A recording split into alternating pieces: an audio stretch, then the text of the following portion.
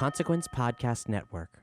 This episode brought to you by the following awesome patrons: Tristam, Kate, Mats, Isaac, Karoon, Ori, Matthew, Eddie, Nick B, and Chris. Thank you guys. You guys rock. Make sure you listen to the end of the episode for their personalized shoutouts and the continued saga of the Patreonicals.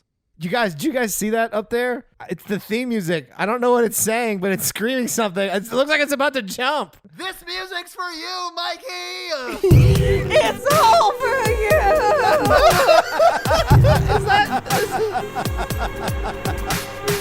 Right, but we need to build up to a laugh line and then yeah. We just have to laugh. You know what? This joke does not have to stay in the episode. We just have to come in laughing like, this is a good time.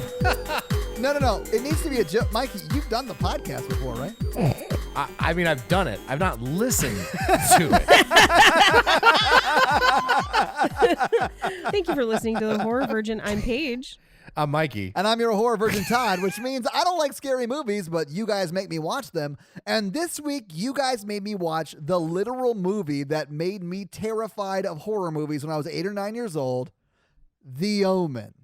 And how did it go for you? How do you feel about that? Damn. Okay, so this is not the first time I've seen this movie. I saw it once, like forever ago when I was a child, and I feel a little shameful. Honestly, I understand why I was so scared as an 8 or 9 year old, because I was also super religious and this plays on some themes. But if I knew what I know now about like religion and scripture and stuff like that, I would have realized that anytime a priest opens their mouth, they're talking like literal nonsense. And that makes the movie not at all scary for me. I will tell you, Todd, I saw clips of this when I was much younger, and it terrified me. Thank you. Until I had to watch it in film school and was like, what was I so scared of? And for me, I'll talk about it when we get to the one scene that I saw when I was very young that did scare me very badly when we get to it. And I think it's a very understandable thing to be afraid of, especially as a child. But I do think as an adult, this is not nearly as scary of a movie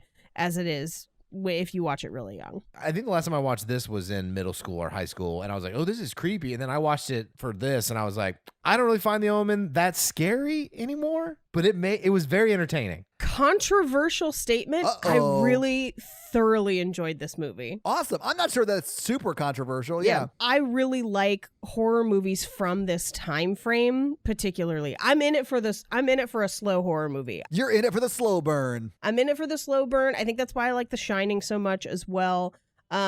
Another movie that this reminds me a lot of, and understandably so, they were meant to kind of be companion pieces in a way, is Rosemary's Baby. Yeah. Which is also very, very slow. We should totally do that movie, but both of them, the things that they have in common is they're shot extremely well. Like, this is a beautiful movie. Yes, it is very pretty. Clearly, people put time and effort and production value into this movie at a level that I don't think we often see for horror movies. And not because people don't want to, but more just that funding is not usually there for a horror movie, like unless you're Ari Aster. Like, clearly the budget and the artistic effort that was put into this movie is more than we would see from your average horror film. This was built to be a blockbuster, not just a horror movie. And that doesn't mean that shouldn't happen for horror movies. I really wish more horror movies had bigger budgets to do things like this movie, because at the time this was like Oscar level. Yeah. It's great to see a truly beautiful horror film. Like, this is top of the line for the time. I really, really liked watching it. I thought it was done very, very well. I'm also a huge Gregory Peck fan. He's fantastic in this. His Atticus Finch was out of this world, man. He's so good. Oh, yeah. I think he's fantastic in this. Yeah, he is. I would agree. As a dad grandpa. Yeah, I think he's a little old. Yeah. A little old for the role. But other than that, he's really good. Yeah, he's like 75. His wife's 26. I mean, I get it. Like, that's the way things were back then. Well, when they're talking about like how she's unable to have children, I was like, is it because they're both 50? Because that could be it. I thought she looked relatively young. Yeah, I thought she was in her 20s. I feel like it's hard to tell because it's an old movie and you can't tell if somebody's old back in the day, especially because young women would be playing older roles. Yeah, that's true. Like, I think they're supposed to be roughly the same age, maybe. I don't know. Let's get into this actual movie because there's so much to talk about. So we open with creepy Latin chanting over the credits. These are some of the worst credits I've ever seen. They are horrible. Just names on a screen. That's it. I will say if you're running late to the movies, this would be good credits because you can still get snacks. Yeah, I do think this is, at a point in time where the credits weren't usually anything but this. And I think it's really interesting that only 4 years later we get The Shining, where we have that overhead helicopter shot for the credits, which is actually part of the story and pretty interesting and kind of builds on the kind of freaky vibe of the movie. But in this, you're just subjected to weird chanting during the credits. So after the credits, we cut to Gregory Peck, who is driving through Rome, or rather in a car, which is driving him through Rome. He's clearly stressed out, and we get just a little title card that says June 6th at 6 a.m., which is the 6th month, the 6th day, 6 a.m., which is considered the number of the beast. I'm going to have a lot of notes on that later on. It's only considered the number of the beast if you don't know anything about what any of that stuff actually means. Yes, exactly. Yeah, I mean, it's not, but we can address it later. Yeah. I have very, very passionate thoughts about that we can talk about at the end. Yeah, I have a ton of notes on both the Antichrist in general as a concept and 666. We did a huge deep dive on it for our Patreon and Cult podcast, so I have many thoughts as well. Anyway, we hear a voiceover that just says, "The child is dead. He breathed for a moment, and then he breathed no more. The child is dead. The child is dead." And we then cut to an overhead shot, kind of like through a banister. There's a lot of this in this movie, of these shots that really kind of give the impression that the characters that we're watching are being watched by somebody else. They're really creepy. And so this is an overhead shot where we hear Gregory Peck saying, "How am I supposed to tell her? I am afraid it would kill her. She wanted a baby so much for such a long time." Yeah, she wanted a baby for at least 35 years. I don't know about that. I mean, I think she legit looks 28 in this movie. Yeah. I would say early 30s is where I would place her. But yeah, they suggest that he adopt a child, and he says no, she wanted her own, which, like, why you got to get a fresh one? I'm just saying there's a lot of babies around. And there are plenty of babies to adopt. And a nun walks in carrying the baby, and the priest says, "If I may suggest, take this baby. It even resembles yours. Your wife will never know, and it will be a blessing to both her and the child." He then says that the baby has no relatives and that the mother died in the same instant that his child died, which is odd. That definitely sounds on the up and up. Nothing shady about that sentence or two. Yeah, so this is the most insane thing I've ever heard posed in a movie. Hey, this child was born the second yours died. Love it like yours. Like, he doesn't have a lot of grieving to do already. Do you know your family? Yeah. Why don't you base all of that on lying to your wife? Yes. You know what drives me insane is that he's like, you know what? That's a good idea. I should take this baby. It's insane. The priest really lays it on thick with, like, tonight God has given you a son. Basically, like, this is your baby. Now, if you are familiar at all with the way that modern labor and delivery goes, it's unlikely that this would happen modern day, because your wife ostensibly would have been there when the baby likely passed away. Yeah. Because a lot of the post-birth stuff happens just right there in the room. Like, so at the time, mothers would typically be sedated for delivery, so she wouldn't have known. Yeah. Oh, wow. She wouldn't have known that she had the baby at all. So he brings the baby into her room and presents it as their own. He slides it back in. He pulls it out. He's like, "It's your baby." Like a drawer. I don't think that's how it works. Although I don't have kids. I don't know. But so he brings it into her. He says it's her own. We get kind of a tiny montage of them basically playing, and we kind of fast forward what looks like, 2 to 3 years, give or take. Is this when he comes home and explains to his wife in the shittiest way possible that they're moving to London? Yep. I hated this so much. Because, like, I guess we're supposed to expect that was a fun way for him to tell her. I don't know. Times were real different. Because it seems like he treats his wife like shit. But in the movie, it seems like it's expected for you to be like, oh, isn't he sweet? I'm also not sure that they really wanted a baby. They had been trying for a while. Yeah, but like once they get it, they're like, you know what? Fuck this thing. Oh, Let's just hire people to like. I don't want to spend any time with it. I think a lot of that is cultural and societal for the time. There are a lot of things in this movie that have not aged well, particularly like her doctor having conversations with him about her treatment. Yeah. And that's a real thing that would happen at the time where women were not in charge of their medical treatment. And so there's a lot of things like that in this movie that I think just are not the case modern day, but at the time would have been extremely normal, unfortunately. Yeah. Like, I mean, the wife just gets mistreated from like the jump. Yeah, this is a very dark movie for the wife. I would say mistreated by today's standards. I will point out some stuff that he does that is out of line with societally what would have happened at the time, which I would say makes it appear that given the treatment of women at the time, he does actually care for her. But I do think they're high society, so they're always going to have hired help in the house, particularly around the children. And B, it is the 70s. Yeah. Essentially. I mean, they legit have a staff. It's not just they have a governess. They have like a household staff, right? And that may be because he's an ambassador. Maybe that comes as a perk of being an ambassador. I have no idea. But I mean, they are upper crust rich folk. It's like Downton Abbey up in there. It is sort of when they get to London, yeah. Well, anyway, so he comes home from his, I guess, maybe he was the ambassador to Rome, or maybe he just I think he was the ambassador to Italy or some sort of diplomat. He in had some Italy. sort of political appointment in Rome. He comes to their house in Rome, and he's like, everyone pack, we're leaving.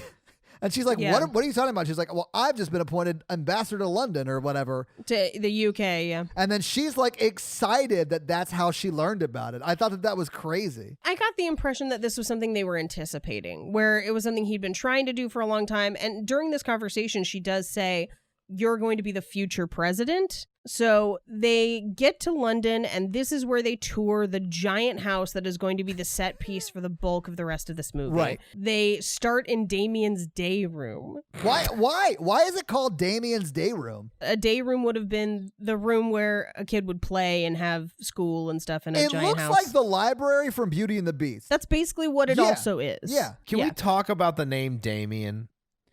Yes, let's do it. It's interesting choice because they name him that, and I don't know that it had negative connotations before this movie. But now no one is named Damien because of this movie, right? Right, yeah. I looked it up. Damien actually means a powerful man of the people. Okay. It doesn't mean anything sinister or dark or whatever. But yeah, because I think it was just meant to be a powerful name, and then this movie has given it the sinister connotation. Yeah. But so they're in Damien's day room, and it's empty. This house is like, it looks like somebody abandoned this house in a hurry. Yeah. Because there's like no furniture, but there's a lot of trash.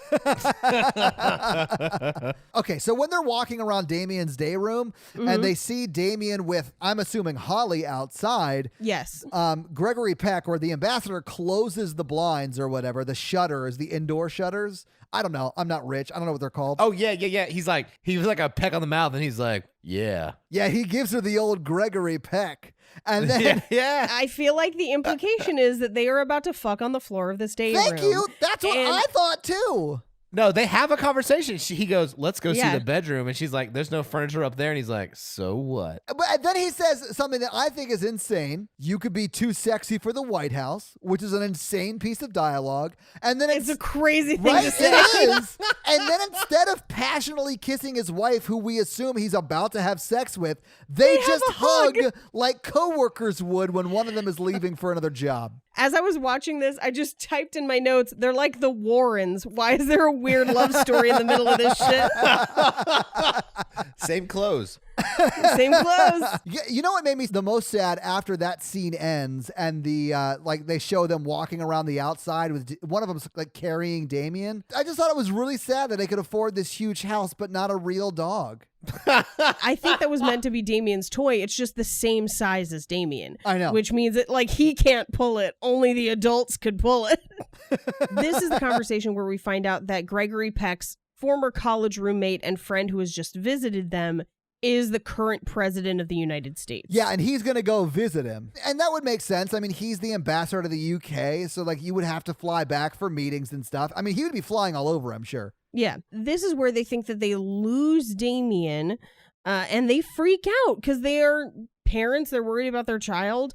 And it turns out he's not lost. He's just hanging out by a tree. Right. But what we essentially see is kind of a montage of Damien growing up for the next 2 to 3 years with a life of privilege. Yeah, like you do when you're like super rich like Mikey was growing up.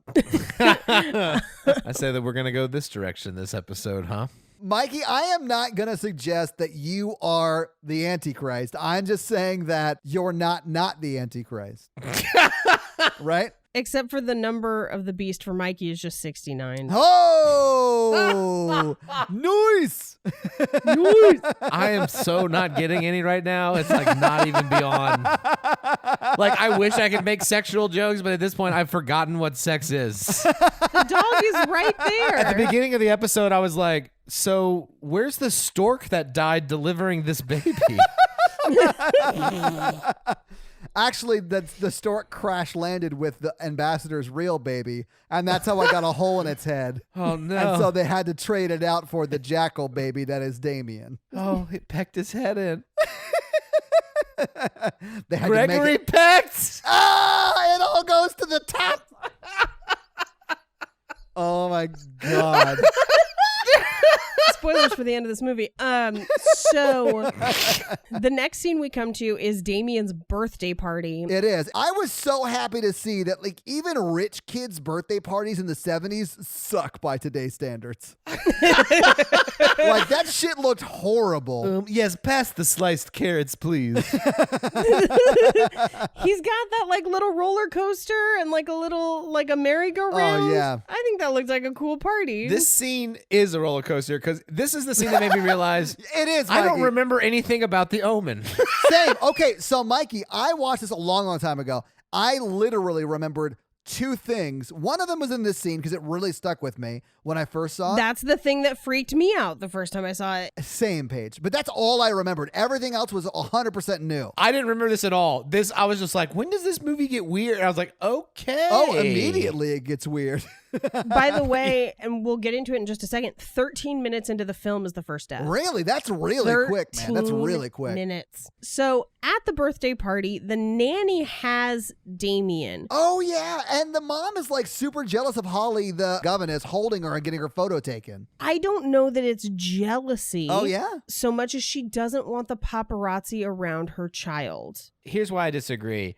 It's their birthday party on their private property, and they invited all of those paparazzi into the birthday party. I don't know that they quote unquote invited them. I think it's just that he's the ambassador and he's new and it's therefore news and noteworthy and that's why they're there. Yeah, but they could have asked them to leave. It is on their private property. Yeah. I know a lot of celebrities are weird about people photographing their kids. And so I think that was just modern me reading that into this movie where you're right. They would have had to invite the paparazzi. So it is probably that she just wanted to be in the pictures with her own kid. Which I think is fair. I mean, you don't want people confusing Holly, your maid, for you, the wife of the ambassador. Like, I sort of get that. You don't want people to think that maybe you never take care of your own child. I will say that her cutting in right this moment does kind of upset this nanny. Yeah, the nanny does not take it too well, man. But either way, it doesn't really matter because the nanny is upset and walks away and then sees a black dog or a Rottweiler off to the side, which I believe telepathically tells her what to do. I think he was just barking orders at her. We get like a short montage of the party continuing. And I think just to pass enough time for her to get back into the house and onto the roof. And then we hear her calling from the roof. Damien, look at me. I'm over here. I love you. It's all for you.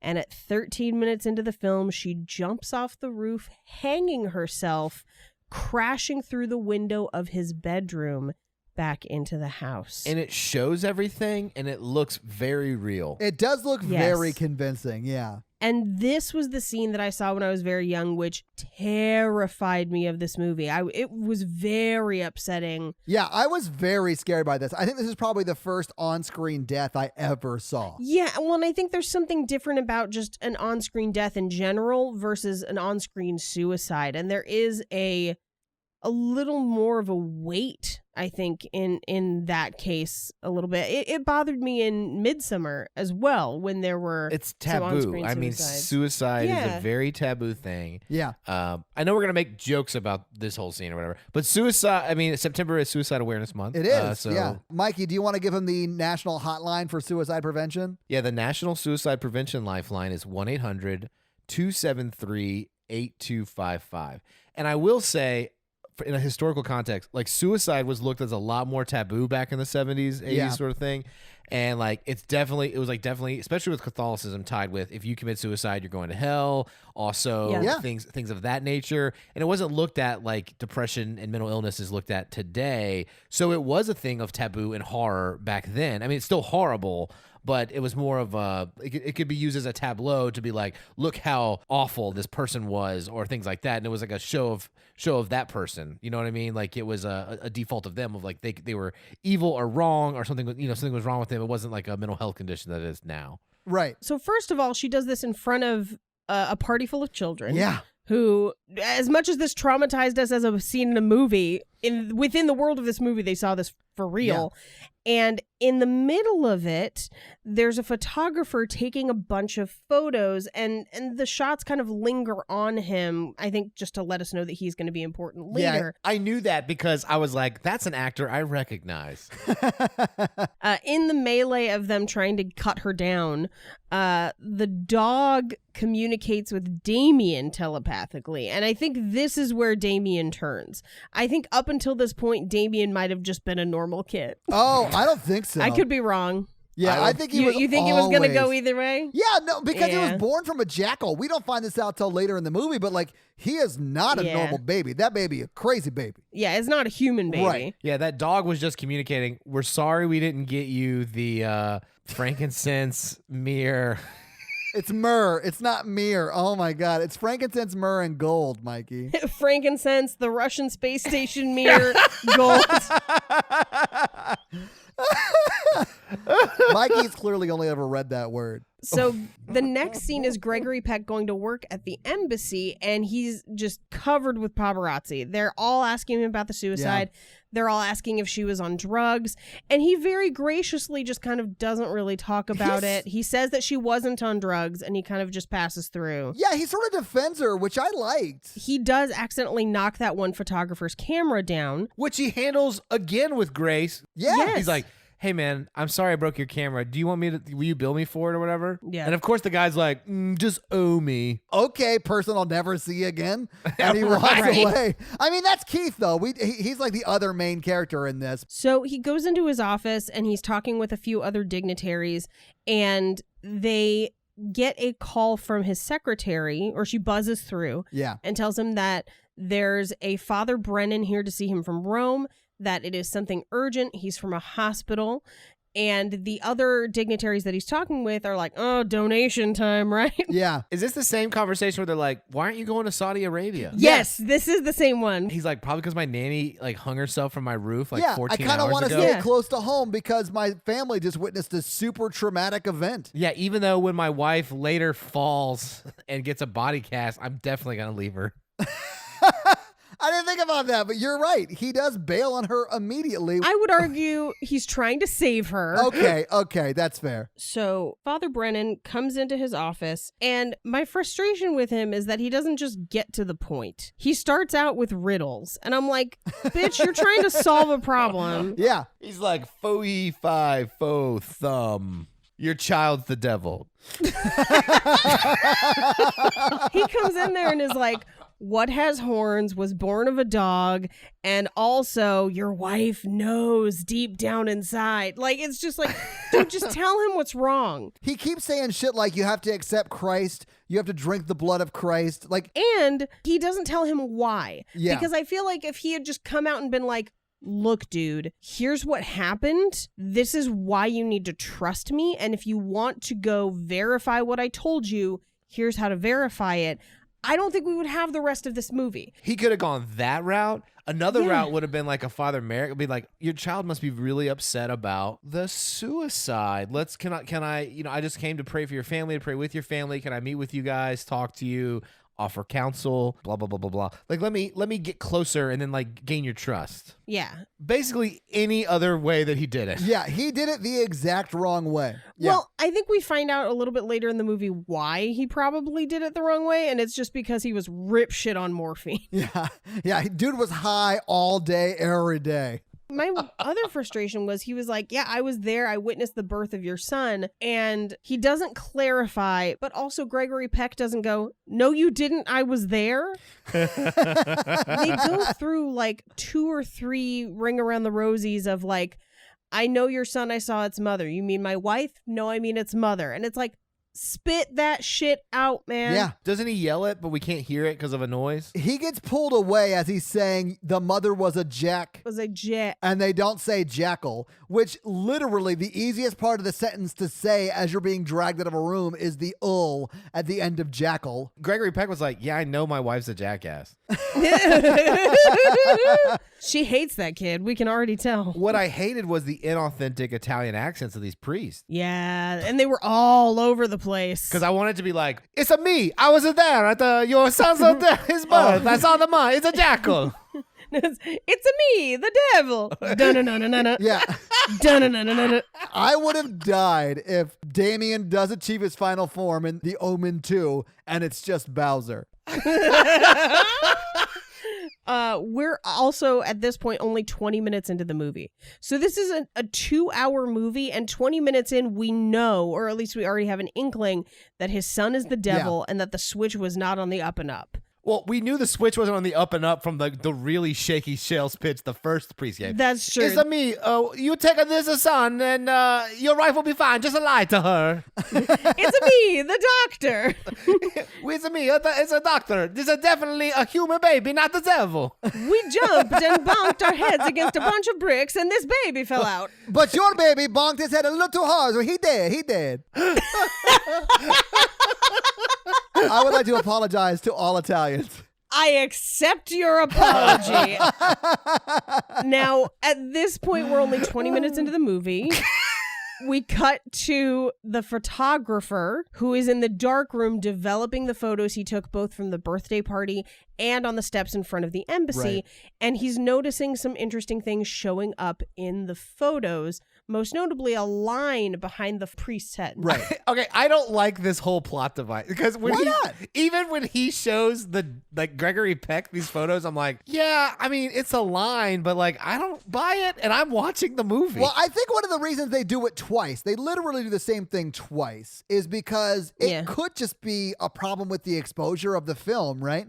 So it shows that it's the exact same line twice, and then he doesn't show us the only time it happened to Holly with the noose, because that did only happen once. Like, I feel like he went back after seeing the priest's line twice and really looked over the film with Holly and was like, oh, that's also how she died, and that's when he's like gonna start investigating it on his own. I mean, we're not there yet, but that's, in my mind, that's how it went. I feel like it was a weak plot point. They should have had some cooler picture effects, because I was like, it's a blurry line, you know? I mean, like, it was the 70s, Mikey. They're not like rocking Photoshop deep fakes. I mean, it is what it is. Yeah, I want like devil horns behind her being like, we're gonna kill her. But it's not Insidious, man. It's just the Omen. I guess I'm just spoiled by modern times. I want someone to go back and like change those scenes to where he's not the photo. Yeah, he's just handing him photos, and it's just like Gregory Peck's head on the priest's head, but like taped on there. It's like really like How to Lose a Guy in 10 Days when she brings the like book of the scrapbook. Yeah, the scrapbook. It's like that, but together. It's like But she says she used Photoshop. That's my favorite part of that scene. But yeah, it's like that, and he's like, this is what your kid should have looked like if it was really your and your wife's kid.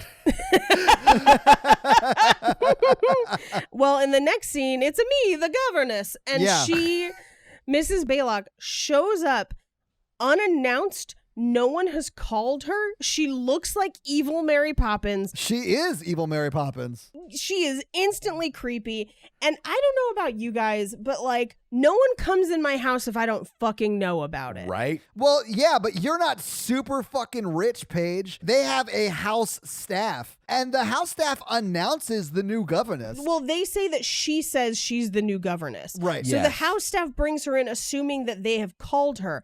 And a minute or two later, they realize that neither one of them found her. And she says, quote unquote, the agency sent me. And the second that happened, I would have security escorting her from the house. Especially if she's like the whole time, let me see your kid. I Yeah, want to see your kid. Can I see the child? I want to see the baby. No And thanks. then- Also, your references aren't that great, first off. I don't know, man. When you get a solid reference from the devil, I think that's super great. Like, and I did love that she didn't even check the references. She opens the envelope and pulls out the paper, but does not look at them. I like how she blamed the suicide. Like, those young nannies have like boyfriends or whatever. And they miss their families. Stupid Yeah. families and Stupid. boyfriends. Ruining Not lives. me. I'm 100% for your child. Let me see him. Oh, especially realistically, to be working in an ambassador's house, you probably need a security clearance and all sorts of stuff. Absolutely. At least these days you would. I assumed when she said that she was from the agency, she was CIA. I was shocked that no one phoned the agency in this movie because they don't check up on her that we know of. The wife does say she's going to. And I don't think she does, though, because I feel Clearly like, not. yeah, I feel like if they called the agency, they'd be like, fucking who? We didn't send you anybody. The other thing is she's insisting on seeing the child alone. And I'd be like, get the fuck out of my house. I'm calling Chris Hansen. Like, what the Yes. fuck are you doing? Paige, I think it'll be all right. No. That was my best Gregory Peck impression. Yes. The mother objects and Gregory Peck is like, it's fine. Yeah. Don't be hysterical, woman. Yeah. Do you want to touch the boy? Let her come in. Yeah. So the governess does get alone with the baby, Immediately. the 5-year-old, immediately. And she just says, have no fear, little one. I am here to protect thee in the creepiest way possible. Yeah, well, anyone who ends a sentence like that in the THEE is definitely into some sinister shit. Yes. The very next scene, they're getting ready to go to a wedding at an Episcopalian church, and the governess won't dress Damien for church. This is when I would have fired her immediately. Yes, because she's basically like, I think you'd rather go to the park. And it's like, did you misunderstand? Was I not speaking just now? I told you what to do. Did you misunderstand that you're my employee? Yes. Yeah. This is one of many cases within this movie where she deliberately does not do what they ask her Yeah. and they let her stay in that house. Which drives me insane. It's so bizarre. It's Yeah. so crazy. The wife, to her credit, puts her foot down and is like, he'll be down here in 5 minutes dressed. Yeah. And so they all get in the car to go to the church. And Damien freaks the fuck out. I get it, man. And so much so that he hits the mom. She ends up with a bruised face. So I would have figured out at this point, I've been like, I think that governess woman poisoned him against church or did something to him before he went on this Yes. trip. And she would be out of the house by the time I got home. Yeah, same. In my mind, this would happen anytime Damien went to a church, right? Right. They are churchgoers. Have Yeah. they never been to a church in the 5 years he's been alive? See, this is why I thought the dog talking to Damien was kind of the start of the madness. Okay. Because I would suspect if they are church-going people, quote unquote, Damien would have had to have been christened and probably would have had godparents, which means that he would have definitely been to church in these 5 years and Yeah. even potentially baptized. It seemed like the president was his godfather. Yes. For me, that's why I was thinking maybe the appearance of the dog and the 5th birthday, or maybe it was his 6th birthday. I guess I'll talk about Good Omens. You mean the show? I read the book too, but like, Oh, I don't know sorry. the mythology of it, but it's like a hellhound finds him to start the process of Armageddon. Yes. Okay. So maybe that's kind of what it's like. Yeah, I could see that. Maybe that dog is the hellhound. Or maybe that's where Good Omens gets it from. Yeah, maybe. So they get home, and Gregory Peck wisely is like, do you want to call a doctor and have him examined? And the wife is like, no, I'm fine, just a little bruised up. And he's like, no, not for you, for our insane child. Let's rewind. He witnessed a suicide. I Yeah. mean, he probably does need some sort of therapy. Yes. right? All of those kids at that birthday party are probably doing similar acting out behaviors. It's a trauma response in children. Yeah. You said that like you were a monster truck announcer. Sunday. Damien fights his parents because he's witnessed a trauma. It's a response in children. We'll have a whole chaise lounge, but he'll only use the edge.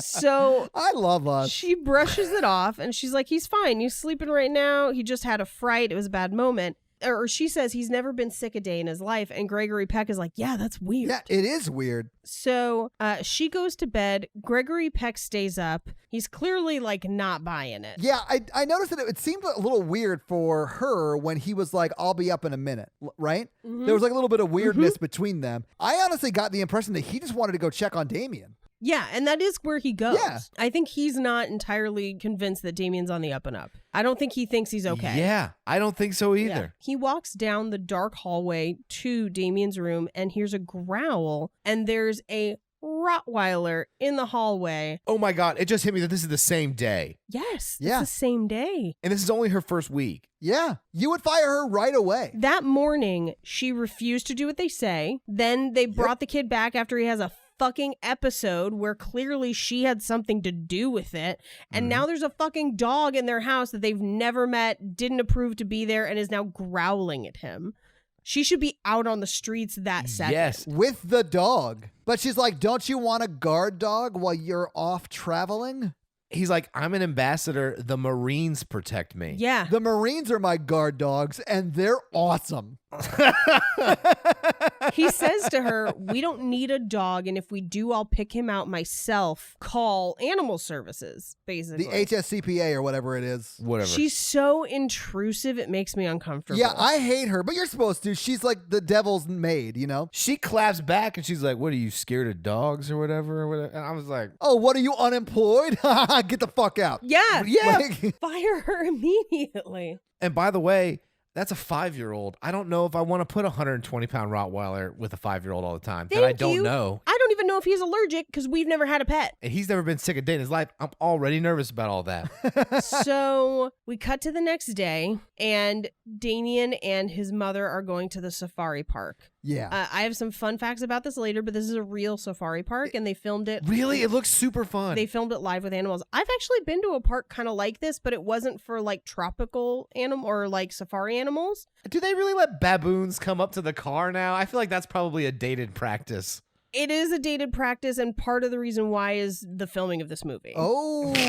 We see her buy Damien an ice cream, and then he carries it over to the giraffes to look at the giraffes, and they run away from him. Yeah. And he doesn't look upset. He just looks kind of crazed. He's like, yeah, you better run, Yeah. giraffes, Mhm. with your long necks. Yep. You're a giraffe because you are a joke. Yes. Wow. I mean, he's only 5. His jokes aren't great yet, Mikey. I get it. That's a great commentary on 5-year-old jokes. So then That's exactly what I was doing. they get back into the car, and baboons freak out at them and attack the car. I thought this scene was pretty scary because it was pretty intense for me. Yeah. I thought she was going to hit a baboon when she was like flooring it away I from there. did I too. was legit Me scared. too. So Gregory Peck comes to bed and asks her if she's all right at the end of the day, basically. So they've come home from the safari park, and he's like, "Hey, are you okay?" And she's like, "Yeah, no, it's fine, it's fine." But he presses and is like, "If there was anything wrong, you would tell me, right? Right. There is something wrong, right?" And she just says, "I need to see a psychiatrist." And he's like, "Cool, whatever you need." I loved this scene. Me too. Was it because they sleep together in a 16-year-old girl's bed? No, this is such a positive interaction It with is. like mental health and like couples. Yeah. And that's important. Like, I think she asked for help, and he's like, absolutely anything you need. And that is the way you respond in that situation. Yes. So we cut to the next day where he's at a rugby game. Yeah. Mikey, fun fact, I played rugby in college. That surprises me not at all. Yeah. Okay. If I had to describe your build, I would say rugby. I'm not 100% sure if that's a compliment or a cut down. It's definitely not a cut down. I will take it. Rugby tends to be my type. I would also. My husband also has a rugby body. I would play rugby with your husband. Has he played? No, he was a football player. He'd probably like it. I tore my knee up though. Well, people tape their ears back so they don't tear their ears off in the scrums. Yeah, it was so fun though. High school band's pretty crazy too. I'm just gonna say that right now. Yeah, do you guys like tape your ears back so you don't have to hear yourselves? So he's at a rugby game. And the same photographer is there, clearly kind of following Gregory Peck. And as the game ends, Father Brennan pops up and asks him to meet at a park. Okay, It's a me. Let's go to the park. yeah, he doesn't ask him though. He's like, your wife's gonna die unless you meet me at the park. Like that is something you would write in a note you cut out of a magazine and paste it down. He goes, woohoo, Yeah. your wife is gonna die. Meet me at the park. Oh, wow. It's a me, empty threats. They're not empty threats though. Everything he says happens. It does. This is also where we see lines on the photos in the developing room again, right after this rugby game. So this is the second time we've seen the photos be kind of altered. Because the photographer takes another picture of the same father at the rugby match. Yeah, as he's running away from telling the ambassador that his wife's going to die. Right. Mm-hmm. Now, Gregory Peck probably, and I think headcanon, Gregory Peck was afraid that this father was going to try and kill his wife. Yeah, I think so too. Yeah, I agree. Yeah. So he meets him at the park. And again, instead of just telling him what's going on, the father recites this crazy poem, and I have all of it. He says that the book of Revelations predicts what's all going to happen, but this section is not from Revelations at all. Here's the crazy thing. Even these like story points within the poem are not in Revelations. In fact, they actually say something so wrong that it would completely invalidate most of what they're saying. But this is what I meant from in the beginning when I was like, had I known what I know now, I would have realized anytime a priest opens their mouth, it's gibberish. This is why. Yeah, so what he says is, when the Jews return to Zion and a comet rips the sky and a holy Roman Empire rises, then you and I must die. And the problem with that is the Roman Empire and the Holy Roman Empire are two completely different things. And the Holy Roman Empire refers to the Austro-Hungarian Habsburg family of Europe, which has no connection to Revelation at all. Yeah, they were in Germany. Yeah. So then he continues with a second stanza. From the eternal sea he rises, creating armies on either shore, turning man against his brother until man exists no more. And then he says the book of Revelations predicted it all. But again, none of that is in Revelations. Yeah. It's just not there. But he's like, don't look it up. Just like, don't look it up. I did look it up. And here was the frustrating thing. So when we did our deep dive for Cult Podcast into the book of Revelation and the Antichrist for our Patreon episodes, I read Revelation probably 5 or 6 times, and the book of Daniel and 1st and 2nd John and like all of the super end of the world books. And so I heard this and I was like, that's not in the fucking Bible. Like I read this shit recently. Yeah. And so then I Googled it to be like, am I crazy or is this in another book that I didn't look? No, if you Google that, it's listed as a poem. So it's just a poem. Yeah, okay. So he is arguing that Satan will send the Antichrist as a last chance battle against the forces of heaven and that Damien is that child. And the problem with that biblically is that the word Antichrist is only mentioned 3 times in the Bible, and none of them are in Revelation. They're mostly in 1st and 2nd John. And it's from the Greek word antichristos. There is a similar word named pseudochristos, but both of them refer to just people who do not believe in Christ. Yeah, they're unbelievers. It's unbelievers. Yeah. It's not one specific person. Oh, this is unbelievable. No, it's not someone who doesn't like Justin Bieber. That's an unbeliever. Right. This is different, Mikey. Essentially, there is no biblical basis for one singular Antichrist in the way that this movie describes. And the bulk of the prophecies that we get around that came about in about 95 to 325 AD as the Western Christian Bible as we know it today was being canonized, where the people canonizing the Bible, when they disagreed with each other as far as their theology, would often accuse each other of being the Antichrist. And when you say they canonized the Bible, what you mean is literally people voted on what books would be in the Bible. Yeah. Now, I will say, because we did a huge deep dive into canonization and what's in the Bible and what's not and why, a lot of the times the books that they voted to canonize, the reason that they voted to canonize them is that they would have multiple copies spanning different continents and different groups that matched up. So the bulk of the Bible is included because it matched other documents from the time. There are a handful of books that did not meet that standard, and Revelation is one of them. Uh-oh. Yes, there is a lot of debate as to whether or not Revelation should truly be included into the Bible. There's also debate about who wrote it. It is identified as John, and a lot of people believed that to be John the Apostle. However, the book of Revelation was written in about 90 to 98 AD under the rule of the Emperor Domitian, who was persecuting Christians, which is why he was exiled. But that means that John the Apostle would have been anywhere from 60 to 90 years old at the time, and lifespans just typically weren't that long. It's unlikely that it's the same person. There's also a lot of things in Revelation that are just quoted or referencing the book of Daniel, which is a previous book of prophecy, so it's not necessarily new. And it was referenced because the audience for the people reading Revelation would have known the book of Daniel because the bulk of them would have been Jewish, and Daniel is part of the Septuagint. So the book of Revelation, in large part, is considered to potentially be an allegory for Rome at the time and the fall of the Roman Empire. I mean, that's literally what they're talking about. They're talking about Nero, and that's why 666 is like numerically is Nero. It's numerology. So there's multiple different numbers it could be. It could be Nero. Nero is one of the emperors around the time, although Nero would have been before the book of Revelation was written. Yeah, well, Nero, I think, passed at like 60 AD. So, and Revelation was written 30 years after that, or roughly 30 years after that. Yeah. So they think that they were writing about the end of his reign, and he was one of the ones that was really persecuting Christians, although that did continue after. John's first title of the book was Finding Nero. Just keep burning, human candles, Someone bring me my fiddle. Candles. Anyway, all of this to say that all of the information that the priest gives him in the moment and the basis for this movie is largely considered to be incorrect by modern theologians. Yeah.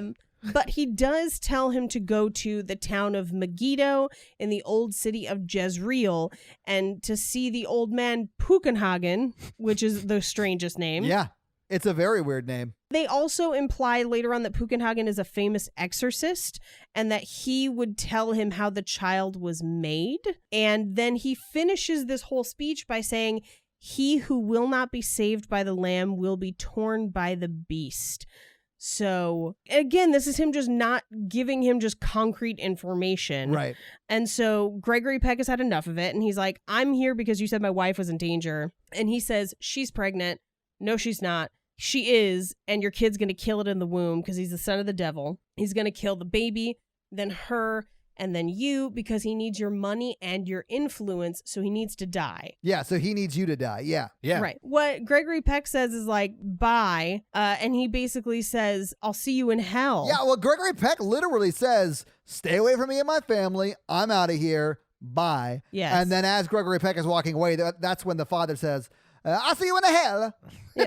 "You'll see me in hell," and it says, "There we will share out our sentence." Yeah. Oh, man. They're talking level 8, the fire level. You know what I'm saying? In Mario. That is the joke. I thought Dante, but sure. Yeah, I was thinking Dante yeah. too, but yeah. I like how Mikey backed his way into a Dante joke. Didn't know he was making it. But this is where the priest gets like blown away. Yeah, the wind picks up and it's a crazy storm, and he runs to a nearby church, and we're hearing that crazy like Yeah. the whole time. And I love that when he gets to the church, he tries to open the gate and it won't open. So he jumps the gate, and then God, I have to assume, because God throws lightning, opens the gate for him right after he gets over it because lightning hits it and it blows it open. Yes.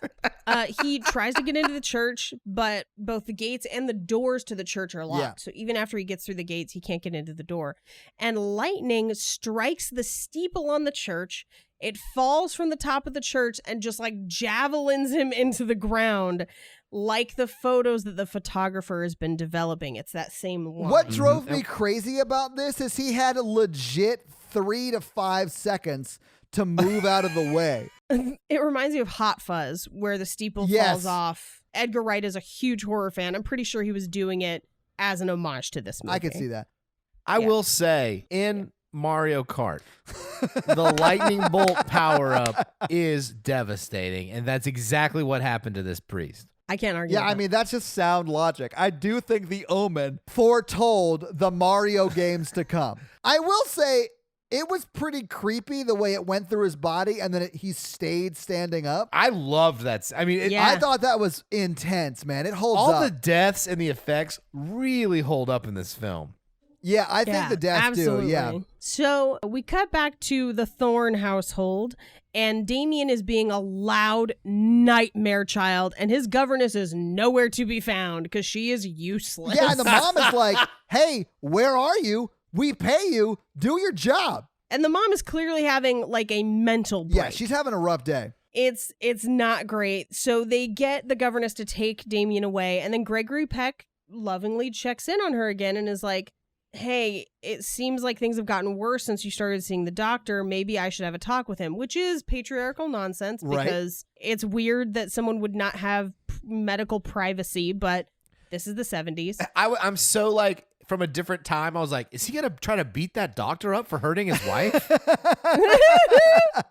But I mean, in all fairness, the wife does say, you know, he actually has brought up that he wants to talk to you. And I thought that meant that she was just like, hey, we need couples counseling. Right. But no, when it cuts to the scene with the psychiatrist, it's just Peck and the psychiatrist talking about the wife who is not there.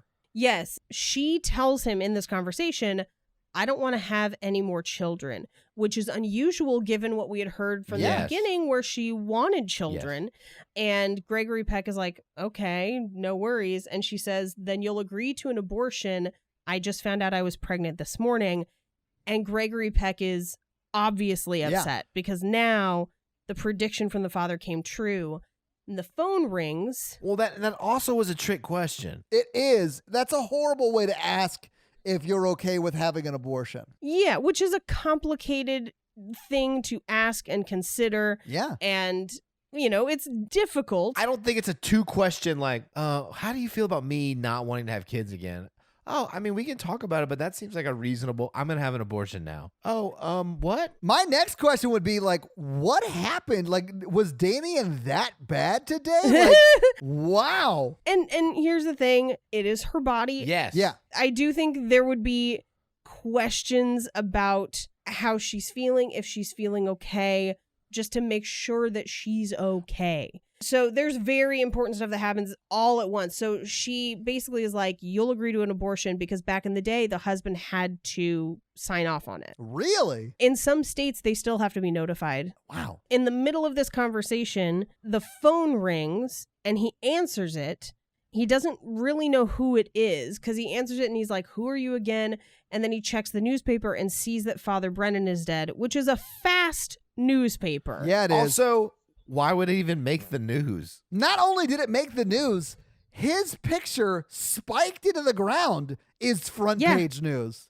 That's not cool. There's cool. Probably like people who don't want to see priest murder on the front page of the paper. Beep, beep, beep, beep, beep, beep, beep, beep, beep. This just in. Man gets stapled by a steeple.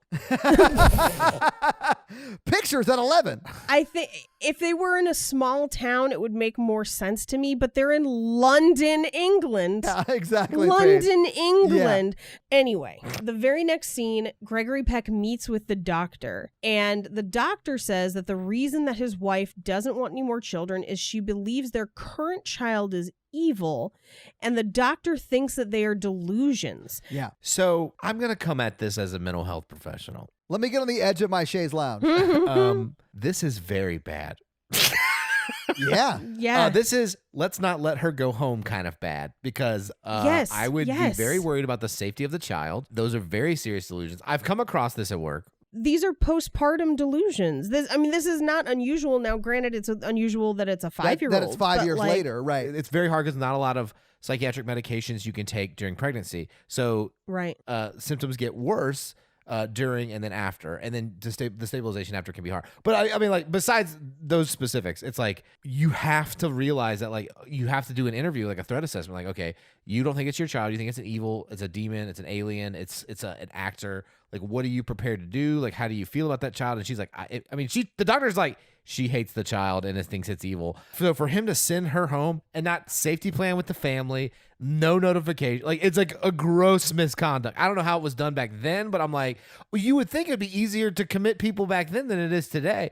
I mean, I don't think she should have been around Damien at all. The other thing that I think is really troubling in this scene is the doctor is trying to get Gregory Peck to sign off on an abortion. And I'm like, hey, you're not a medical doctor. Like, this is a psychiatrist. Right. So you can't necessarily give that kind of advice, but also the fact that, She's delusional. yes, What if she got on meds, cleared up, and was like, I didn't want that to happen. I regret this. That would be terrible too. yes. Yeah. The thing is, she's right about all the things she's thinking Yes. that is making her crazy. That's the fun part of the movie. Like, I Oh, can't wait that's to get to the fun. second half where I talk about all the ways I'd try to kill a 5-year-old. Right, yeah. I mean, they are actual, like, fears. Like, her fears are actual reality. And I understand Right, why yeah. everyone thinks she might be going crazy, and she thinks she might be going crazy. She proactively asked to speak to somebody, you know? Yeah. I would argue, personally, if the psychiatrist had done their due diligence and committed her, she'd be safe. And alive. Now, Gregory Peck does not agree with the doctor and basically says, I need to get home right now, because I think he's realizing that his wife knows what the priest warned him about. Yeah. And she shouldn't have any way to have known that. Yeah, he's like racing home, and Damien is like going in a circle in his room, and his mom's trying to fix something in the hallway. It's Right. crazy. And I was like, why is Damien just going in circles? And then when she gets up, like, precariously over the edge of, like, the railing to, like, the bottom of the, I don't know, the Damien's day room or whatever, that's when the governess lets him out, and he's just like very Kid from The Shining with his big wheel down the hallway and knocks into her. Well, you guys got to realize he's been playing Mario Kart for like 20 minutes in this film. She got him all hopped up on pixie sticks and Mario Kart and then just let him loose. So she's trying to water those plants, which are all hanging. Yeah. She doesn't bother to take the plants down to water them. She's trying to water them as they're hanging, and she doesn't have a pitcher. So she just has a giant punch bowl full of water, like a fish bowl full of water. And also, where's her staff? She has people in the house that are supposed to Thank do this you. shit for her. Well, like, that's the thing. She doesn't even touch the child, but she's going to water her own plants. Yes, thank you. What the hell? Now, as far as the tricycle and the tricycle shot, because it is very, very similar to the shot in The Shining, this is 4 years before that. Yeah. And it's not nearly as long. And the one in The Shining is meant to disorient you for the track of the hotel. Yeah. But so he's riding on the tricycle. The governess releases him into the hallway. And he knocks into her until she's hanging onto the banister. And then he just watches her fall. And she falls, I would say, 1.5 stories. Yeah. I think the scene would have been cool if he had, like, pulled her hands off of the hold she had on those, like, spindle things. If this movie was made today, he definitely would have. Yeah. Well, I think this scene right here is why she doesn't seem concerned with where he is or anything about him for the rest of the movie. Yeah. She falls and she's like, I have no son. Yeah. Like, she never asks about him, nothing. She is ready to be done with him immediately. You are dead to me, son. So Gregory Peck goes to the hospital. This is where we find out that she survived the fall. She will recover, but she has a concussion and a broken arm and some internal bleeding. And a broken humerus, which is not very funny. It is now. And in the process of the fall, she lost the baby. Yeah. Now, the doctor does say with proper care, she can still have children, which is not the point, really. I know. But, you know. But in this movie, it's the only value a woman has. It sort of seems that way, which is disgusting. Yeah. Gregory Peck goes in to check on her, and she just says, "Don't let him kill me." Oh, it's so sad. He should have told her everything here. Yes. And then said, we're going to Rome. Yeah. But no, he's like, I won't let him kill you. I'm going to leave you here in the hospital and then let the nanny kill you.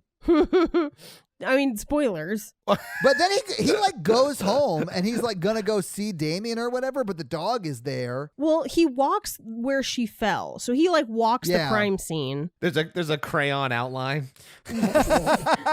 So the dog is there in the window basically guarding Damien. Yeah. And he basically can't get close to Damien because the dog is there. At this point, the photographer calls and he says it's not about the camera, it's about the death of the priest. And so he goes to meet with the photographer.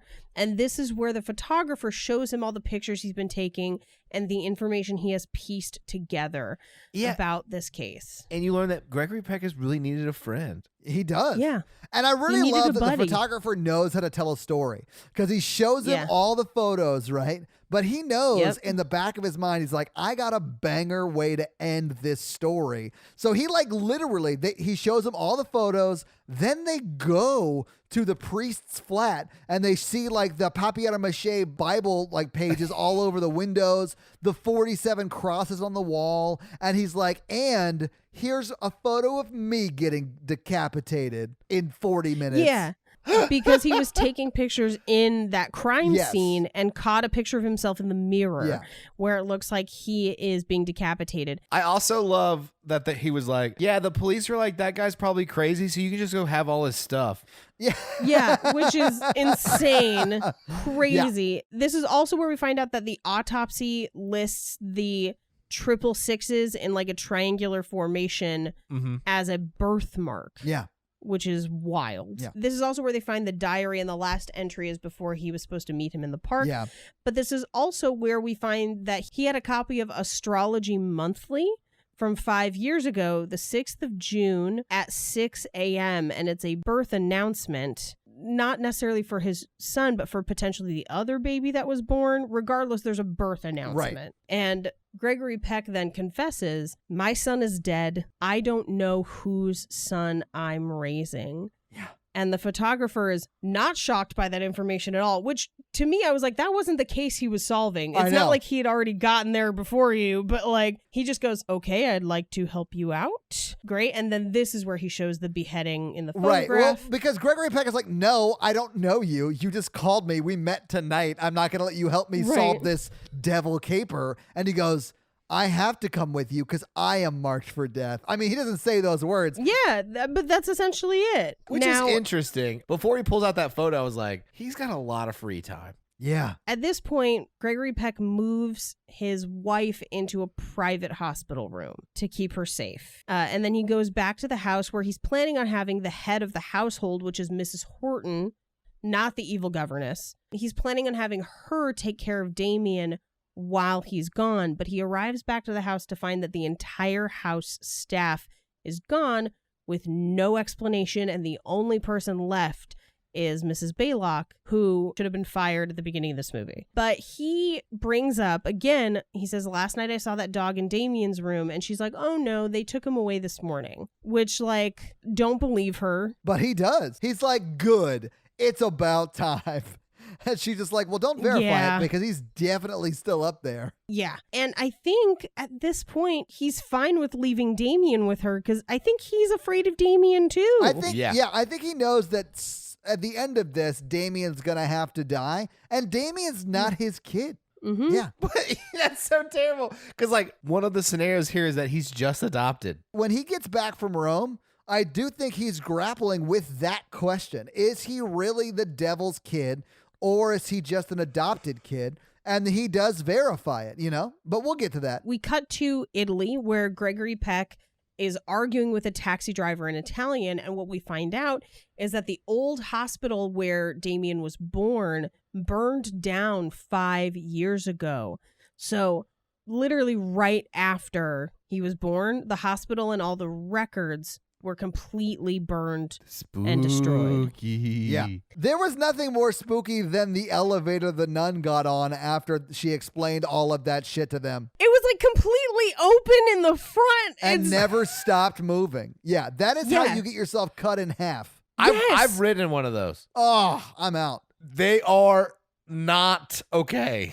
From there, she tells them that the priest that gave him Damien is still alive, or at least survived the fire, and then went to go live in a monastery. I think she tells them where the monastery is, too, because they drive to that monastery, right? Like, that's where they go next. Yeah. She says it's about 50 miles outside of Rome. Mm-hmm. So that's where they head, and they stop at a road stop, and this is where the photographer kind of breaks down the poem that we heard earlier. And this is a lot of, if you're super into end times theology, a lot of these points are things that come up, especially at the time it was a big deal. It becomes an even bigger deal about 20 years later when Left Behind gets really big. Yeah. He goes through the points of the poem. The Jews have returned to Zion, which happened after World War II when they created the nation of Israel, which again, just for historical record, were people that didn't live there, weren't ancestrally born there, drawing borders for people who had been living other places, and then it is also their ancestral home, which is why there's a lot of unrest because no one can agree on who owns what. Right. And if you want to know more, research Palestinian and Israeli conflict. Yeah, it's not great. He also explains that there has been a comet recently. In fact, the comet happened 5 years ago, the night Damien was born. Yep. He also says that a lot of people consider the, quote, Holy Roman Empire portion of the poem to be the Treaty of Rome and the Common Market. This is where you'll hear a lot of end times people be like, they're trying to get rid of paper money to have a universal currency. That's the globalist agenda. The globalists. Making my frogs gay. Yeah, it's crazy. Yeah. Alex Jones believing bullshit. Yeah. Yes. And then the final portion is he's riding out of the sea with enemies on all sides. And they believe that that means he'll come from the world of politics. This is the one piece of end times theology that I think is actually useful and interesting, because I think if we look at Revelations as an allegory for Rome, it is an allegory for the devastating effects of authoritarianism. And so if you're worried about a future world leader affecting devastation on the world, then authoritarian government figures are a thing to be afraid of. And I do think that is useful information. Especially now. From there, they go to the monastery, and it's pretty creepy. And it's basically a whole bunch of monks. You say it's creepy, but it's like a bunch of monks praying, which is exactly what monks do at a monastery. I thought it was weird that they played that like it was creepy. I think it's creepy because they're all like facing and praying for that one monk. Yeah. I can see that. Which I think is to imply that his soul needed saving so badly it's taking all of them to do it. Well, yeah. I mean, he was a devil priest. And they kind of come up close on him and he looks like Two-Face from Batman. Yeah, he's been badly burned. He got burned up in that fire. So he flips a coin to see if he's going to help Gregory Peck. Turns out, yes. One of the monks explains that they take care of him until his penance is complete, essentially implying that when his service is done, he'll die. So when he's atoned for what he did, he'll die. Which happens shortly. So was he a real priest who then made the decision to turn away? That's kind of what they imply in this scene. Was the other priest also did that, and then he grew the birthmark of 666? Yes, and I do think that's why he says we'll serve out our sentence in hell together, because he also in this life is trying to atone. And what we did find out when they went to his crime scene apartment is that, and from the autopsy, he had cancer and was on morphine all the time. But I think that's why he was so urgent about it, is he's like, I need to right this wrong before I die. Yeah, and he was on death's door. Yeah, I agree. Yeah. So they do say that they haven't been able to speak to the priest, but if you give him something to write with, he can draw things. Cool. Let's give him a rock. Yeah, well, they do. Like pen and paper? No. Nah. Crayons? No. Pen and paper is very rare here in Italy. Yes, but stones are not. It drove me crazy. We do see that he's been drawing on the floor, and he's been drawing the sign of the devil, which is what they refer to it as. Now, there is some conflation between the number of the beast, which a lot of people consider to be 666, but again, numerology, it's not always that number. I mean, that's what Iron Maiden taught me. Right. And then the mark of the beast, which is different. That's something that is in Revelation, and it's essentially this implication that you will join the Antichrist and it will mark you forever. It's like the Death Eaters have that tattoo. Yes, it's exactly like that. And that's where this birthmark is kind of coming from as far as like a theological context. They also claim that the 3 6s are for the 3 members of the devil's kind of club, ? This was all gibberish though. Like none of this actually makes any sense at all. They named the 3 devil things and they're like, just like the Son, the Father, and the Holy Ghost. I was like, nope. No, it doesn't seem like it's not. it. Yeah, and that's not anywhere in the Bible either. No. That is totally made up in this movie. It's like Waluigi, Wario. Yes, exactly. It's like Mario, Waluigi, and Green Mario. Yes. So he does manage to write something completely illegible before he dies. And then they're all like, it looks like it says this. And I'm like, you can read that? Any of you can read that? I thought it was a drawing. So it turns out to be the name of a cemetery from Etruscan times. Now, the Etruscans were in kind of the era of Rome. So that's very, very, very super, super old. Yeah. It is similarly another 50 kilometers north of Rome, just in a different part. They go to the cemetery. They literally go there and they do not know what they're looking for. Yes. My favorite part about this scene is that they try to make it like adventurous and they're like, we're going to have these 2 old men just, like hop over this fence. But they do. They make it over the fence. They do. Yeah, but it's like very careful. Yeah. You know? Well, Gregory Peck is 75. I mean, he's an old guy. Yeah. So Again, funny. you're right. They don't know what they're looking for. And so the photographer calls over and he's found gravestones with the date of Damien's birth listed as their death. And they're for Maria Siana, that is the mother, allegedly. And then Bambino Siana, which Bambino is Italian for Like baby. Yeah, it's like the baby. Yeah. So Gregory Peck is basically saying, why here in this terrible place? And again, we have those shots where it looks like they're being watched. Yeah. Well, and you also hear like dogs panting too. Yes. Now, I would argue that it's in this terrible place because no one's going to look for it there. Like, I think they just didn't want anyone to find it. I would argue that it's not that terrible of a place. It's a pretty nice graveyard. For how old it is, it's pretty well kept up. Yeah. I mean, it's definitely a set on a soundstage. Oh but- yeah, it's in Pinewood Studios for sure. Yeah, they pull back and I was like, what is this, Hobbiton? Like, it's ridiculous. Like a weird hill. Yeah. So they open the mother's grave and it's the skeleton of a jackal. Yeah. They then go to open the baby's grave because Gregory Peck says if that is not the mother's body, and which we know that it kind of is, but Yeah. if my baby wasn't actually dead, maybe he's still alive somewhere.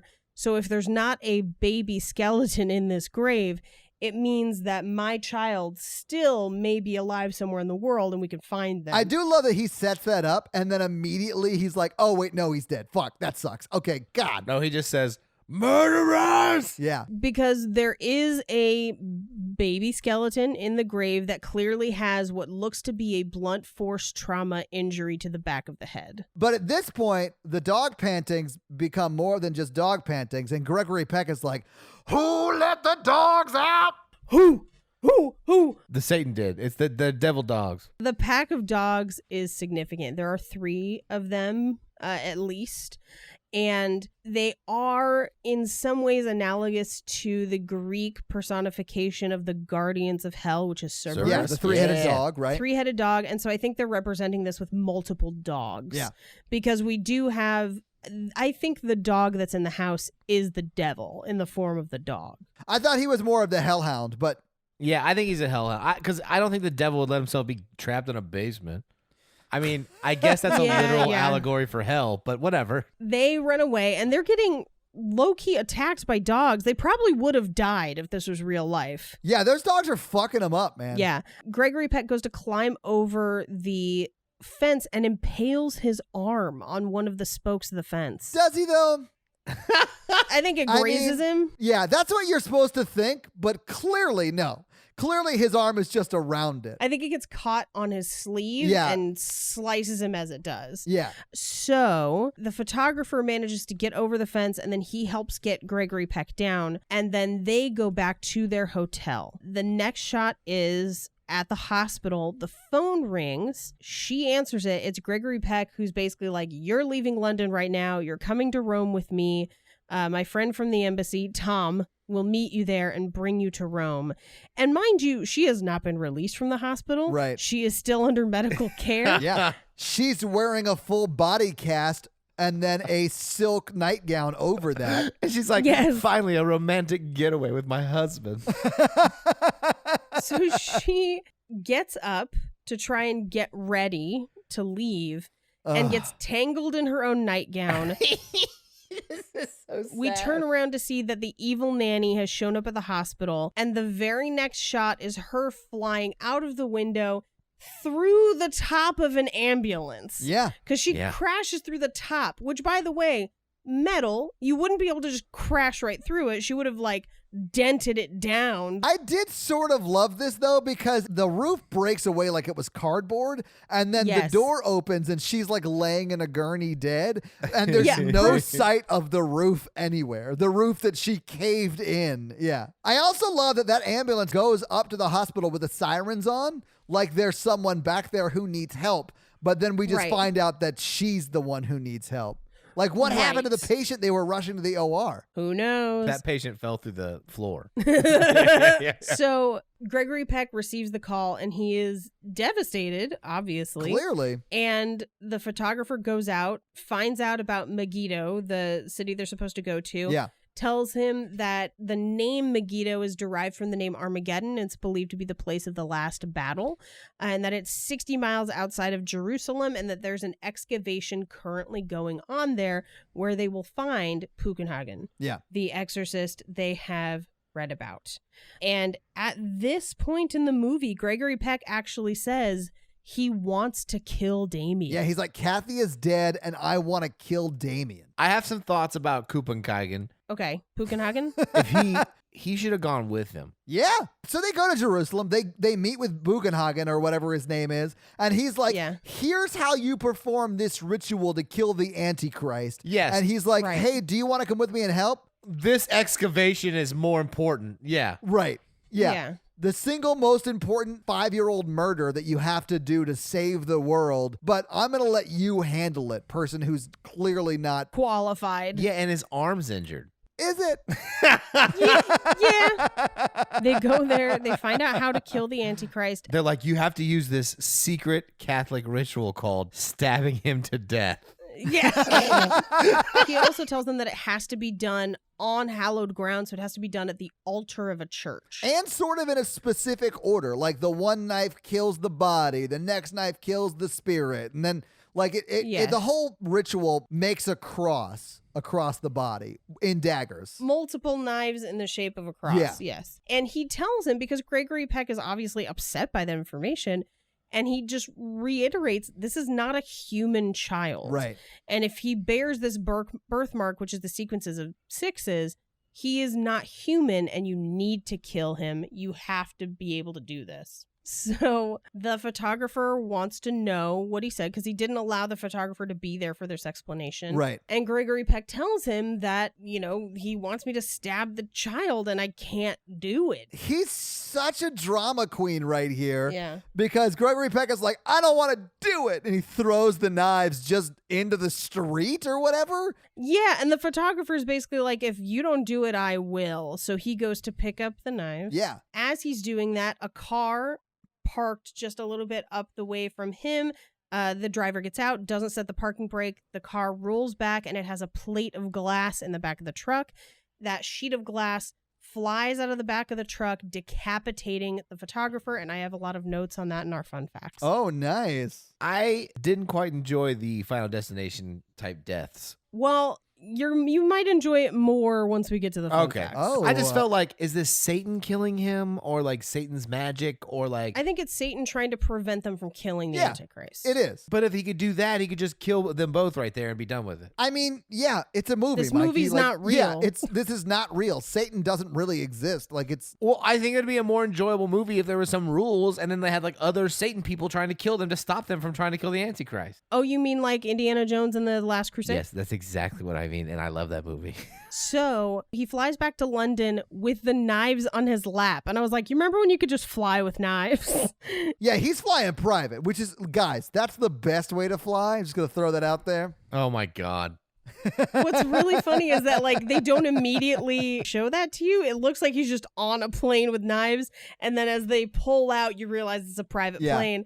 He gets back to the house. And at this point, I was like, how is he going to get that kid into a church, remembering like what happened the last time? He's 5 years old. Here's how I would do this movie, because I'd be like, all right, remove the governor. I want to spend time with my son because his mom died. Remove the governess. And my staff would do it. The staff's gone. Well, no, but I mean, like, he's got other staff. He's the ambassador. You know what I'm saying? I mean, I would get the Marines to kill her. Well, I mean, you might be able to do that, but like, I want everybody out of this house, all staff, just me and the kid. We're going to go to church and pray for his mother. Yeah. Boom. Kid fights, break his arm. You can break all the devil's kid's arms and legs. Sure. I mean, you could. Yeah, there's He not... struggles a lot dragging this 5-year-old to the altar. I would have like picked that kid up and slammed him down. Well, what happens is he gets to the house and it's empty and it looks like there's nobody there. I know, but I mean, like later on, we're skipping some parts. I'm just saying, I would have maimed this little kid first. Jesus Christ. Jeez. He gets there and the attack dog is there and is silent. Yeah. And he manages to trick the dog into going down into the basement and then locks him in the basement. Stupid devil hound. What an Stupid idiot. devil hound. Then he goes through the drawers in Damien's room and finds a pair of scissors. Yeah.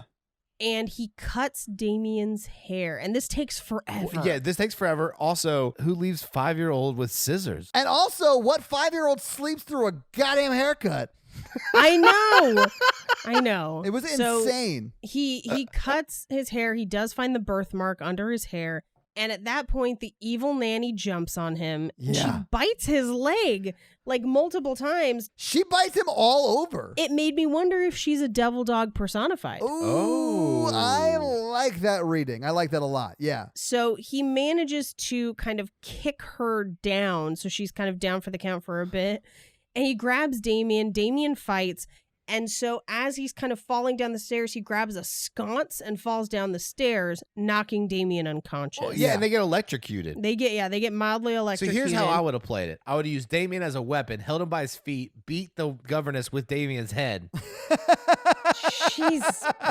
Okay. Wow. Well, I'm just saying, he's the literal Satan, and she's not good. And like, you have free reign to just do whatever you want at that point. Paige, do you at all feel like Mikey is taking out some frustrations on 5-year-olds in this scenario? I'm starting to really question the part earlier in this episode where he said he wanted kids. And I'm like, for what? SmackDown? Like, geez. Yeah. I want 6 kids in the ring At 6 o'clock, at 6 a.m. on June 6th. Oh, yeah. I'm taking the devil down. 3 minutes, me and you. You better get to church, brother. So Gregory Peck kind of recovers a little bit from being electrocuted. Yeah. But Evil Nanny is right on it. So he pulls out what must be the junk drawer because she ends up with a carving fork. And he has what I couldn't tell if it was a screwdriver or an ice pick. It looks like it might be an ice pick. I don't know what it was. I was like, man, these are weird weapons. For a second, I thought it was like a tuning fork and like piece of a radio. I was like, what is this? Yeah. Well, that's why I was like, is this the junk drawer? Like, if they grabbed the wrong thing, could he have ended up with like a bunch of Taco Bell sauce packets instead? Like, they're going in her mouth and she's like, no, fire sauce. Then he stabs her with the end of the corn cobs. He beats her to death with a bunch of dead 9-volt batteries. Like, Mikey, did you say the ends of the corn cobs, Yes! like the corn picks? yeah. All those kitchen things that you use once a year. Yeah. The carrot peeler. He stabs her in the shoulder, though, and then she just passes out. Yeah, blood loss, because I think he hit the jugular on that one. I would have finished her off. Oh, I bet you would have. No, I mean, I would take that tuning fork and just like really went in there and then put those sauce packets right in her mouth and put the corn cob things in her eyes because she's the devil. I'm really amused that we all have the same things in our junk drawers. Oh, yeah. I think that's really funny. Yeah. So he grabs Damien, who's still unconscious, puts him in the car, and the cops are following. And at first I was like, why are the cops following him? And I was like, oh, because his wife was thrown out a window and he's the prime suspect. Yeah, and he's also speeding away from his house really quickly. Like, that looks suspicious. Yeah, but this is like a week after she gets thrown out of the window. It's only a couple days, I think, because he takes that flight back as soon as possible. And also, it's the first time he's been seen. Yes, in days. Yeah. So he puts Damien in the car. They're driving. They're being followed by the police. If you listen to the police scanner, it's like, hey, they're heading up Old Church Road. So we know that that's where they're going. And that possible diplomatic incident. Yes. So Damien wakes up. He carries him into the church screaming. He drags him up the altar. And Damien at that point says, Daddy, no. And he hesitates for a minute. And the police fire. And here's the thing. I totally get that. Because I think he's like dead set on doing it. But then at the end of the day, you're like, this is a child. This is a child I cared for 5 years. Like, at a certain point, it is still his child to a degree. Yeah. Like, even though it's the devil. He hesitated. But also, that was a revolver round from, it looks, at least 50 yards. There's no way that connected. Yeah, I think he'd at least get a one knife or two in. It is sort of like an Abraham and Isaac moment, though, where he's like, Absolutely. got his son on the altar, and you're like thinking someone's going to intervene, like God's going to intervene and be like, you don't have to kill him, I'll kill him, or something like that. But no, it's just the cops saving the day for the devil. Read that however you will. Well, it cuts immediately to two coffins. Yeah. And for a hot second, I wondered if they both died, if he managed to connect with the knife and get shot. I knew he didn't. I knew it was the wife and the husband, the ambassador and the ambassador's wife, and then that Damien had survived. I wanted to know how they explained it to the press. Just that they went insane, probably. It probably is like a murder-suicide. I assumed that it was the wife had some, depression issues and she killed herself, and that drove him over the edge in grief. So the camera pulls back and we see that Damien and the governess are still alive. I thought that was the president's wife. Maybe. I'm not sure. It looked like the governess. You never see their faces? I thought it was the president and the first lady and like adopting him. I mean, it very well could be. I sort of read it that he was going to live with the president from now on. Yeah, I read it as Gregory killed the governess with her. The shoulder was her weakness. Yeah, that's her weak spot. That's her Achilles shoulder. Before the movie truly ends, it closes on a text screen that says, "Here is wisdom. Let him that hath understanding count the number of the beast. For it is the number of a man, and his number is 666. Revelation 13:18. Now, in some translations, that number translates to 616. And in different translations and canons, theologians disagree both on the inclusion of this book at all, but also on this number, and none of them are absolutely sure of its meaning. Well, the 666 and the 616 are different numerological interpretations of two different emperors of Rome. Yes. So one's Nero, and I forget the other one's name. It's the one that came after Nero. But they're both bad. Well, there are also numerological explanations that don't include emperors at all, because essentially there's a section in this scripture that just has a Greek word, and they're translating that word into a number. Yeah. It's bizarre no matter what. It's all made up nonsense. And that's the movie. Roll credits. Having seen the movie, having talked about the movie, what did you guys think? I really liked it. I liked it too. I like talking about it. I liked it. I think it holds up pretty well, and it's creepy. It keeps a very creepy vibe. I don't think any of the decisions are logical or understandable, but it's still really well made and acted. Everything someone in church authority says is gibberish in this film. And Yes. it's not nearly as scary as I thought it was when I was 8 or 9, but of course it's not. But I do think Right. it's like excellently shot. It's a really well told story. I mean, I see why it has stood up to the test of time. And I would say, to be honest, it's paced really well until the third act. Yeah. The third act drags a bit. I think you could cut probably 20 minutes out of this movie Same. and have an equally scary movie. Yeah. But overall, I would say, especially considering movies from this time, it's paced really well. It's shot really well. It's acted phenomenally.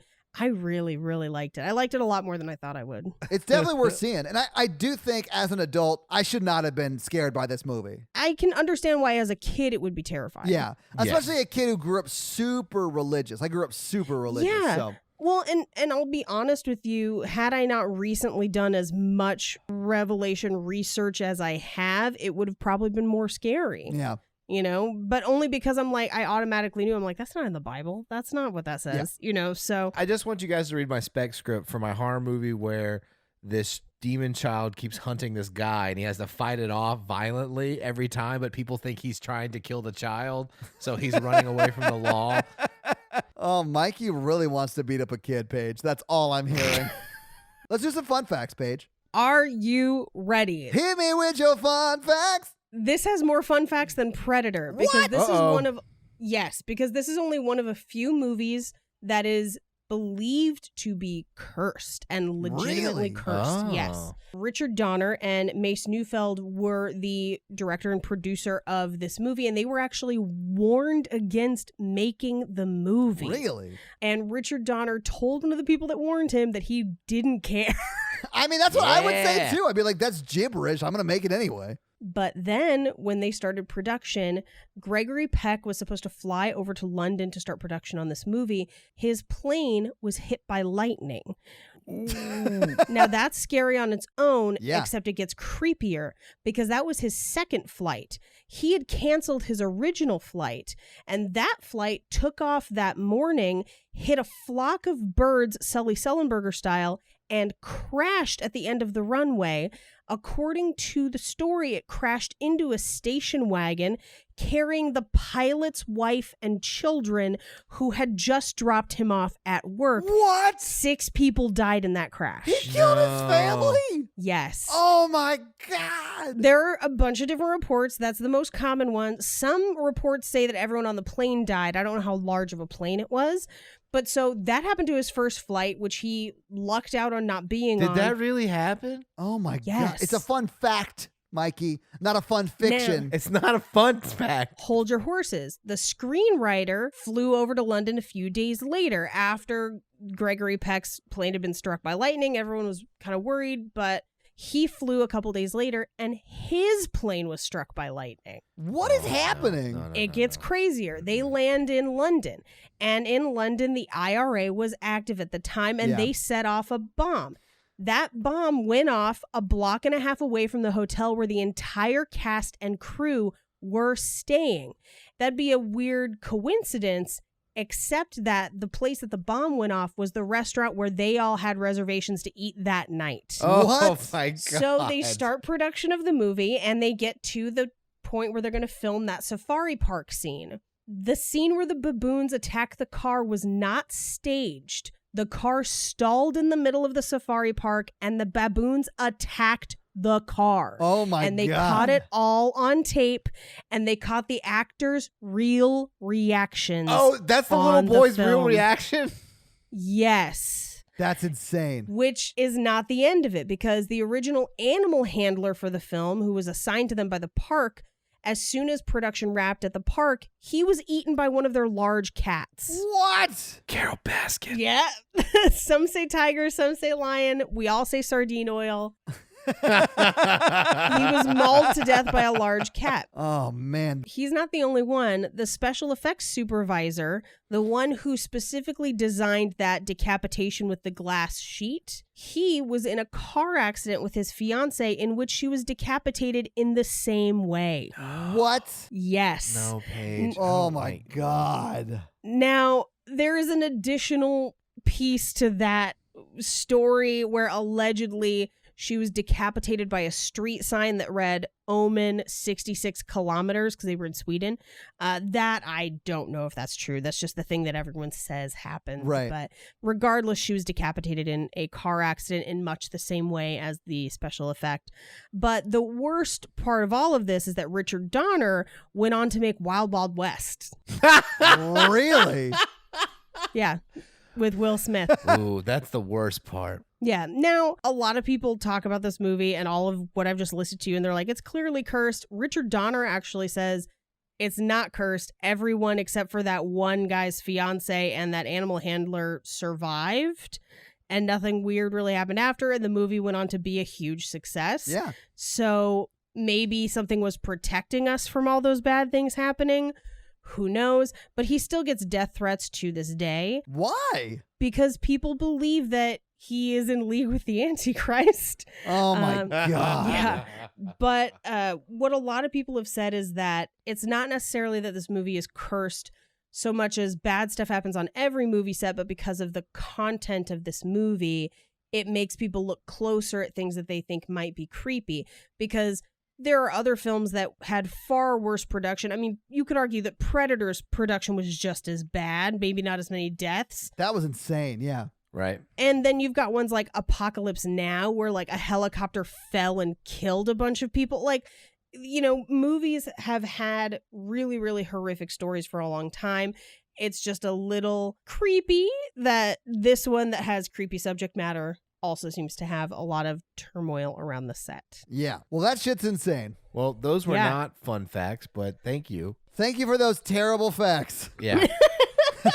You're welcome. Let's talk some box office real quick. So what do you guys think the production budget was for this movie? And remember, it was 1976, guys. I'm going to say that this was expensive even for 1976. And it was Richard Donner, who at the time was a studio bigwig and would go on to own his own studio, essentially.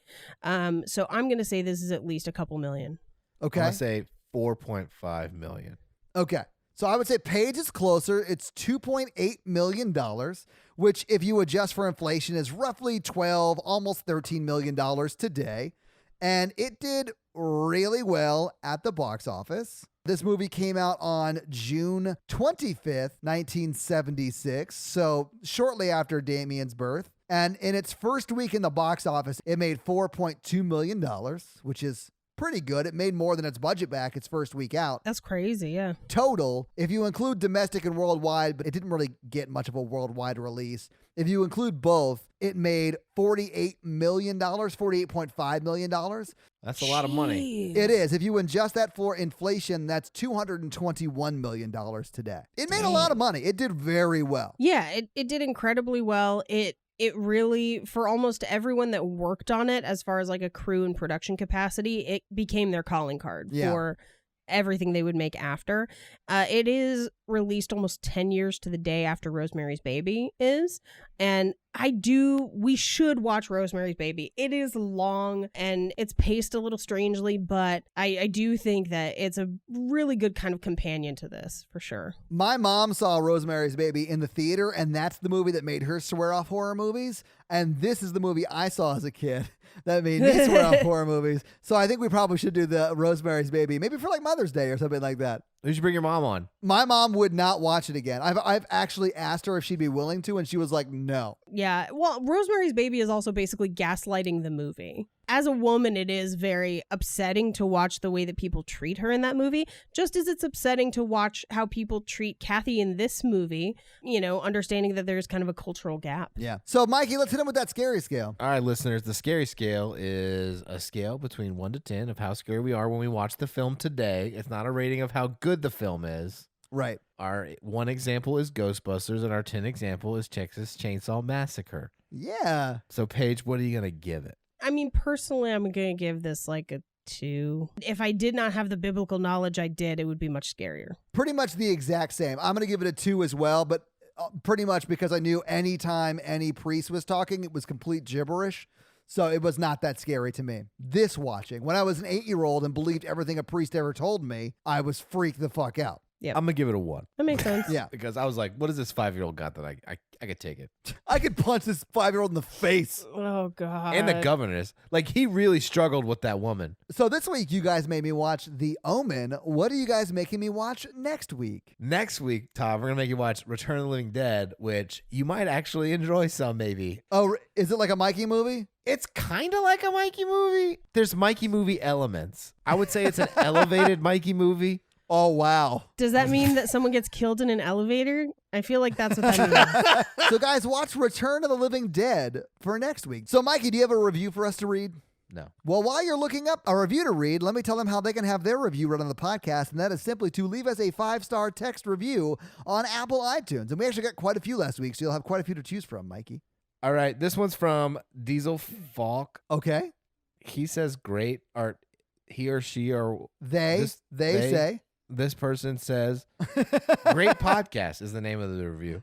Oh, well, I happen to agree. Thank you so much. One of my new favorite podcasts, starting with the first episode and working my way through the rest. They don't get good until 36 is the episode number that you're on. It's the Thing episode, Mikey. all right.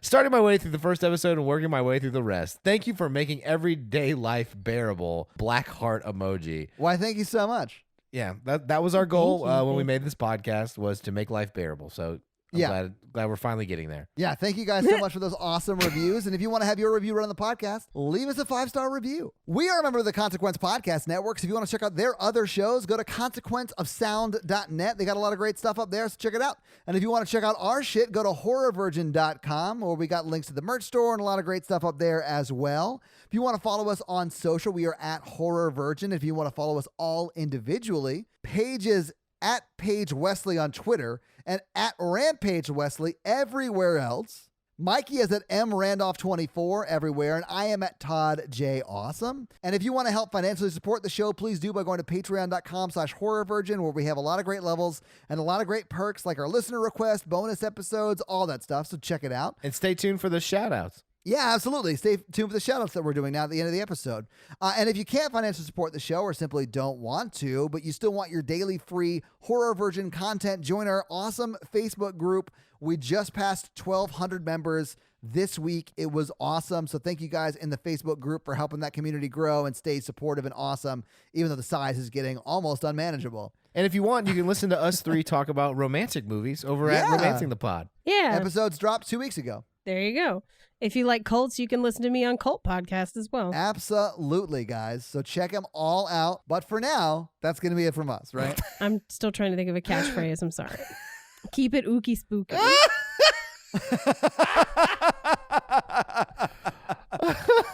That's going to be it from us, guys. I'm Paige. Keep it spooky. I'm Mikey. Keep it ooky. And I'm your Horror Virgin Todd, guys. This is where your catchphrase is. This is where you say your catchphrase.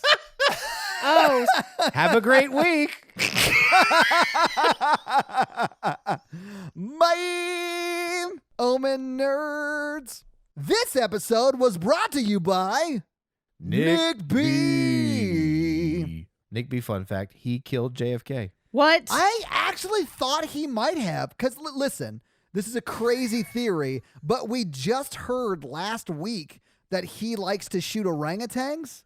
And what if that was just training to figure out how to get in and out of grassy knoll type situations to like be that second gunman? Or what if he was riding in the car in front of JFK and then the car hit a bump and then he slipped and accidentally discharged his rifle? Oh, you mean like what really killed JFK? Yeah, exactly. Yeah. Okay. Well, that got real serious and sad, but I agree. That's probably what happened. Yeah.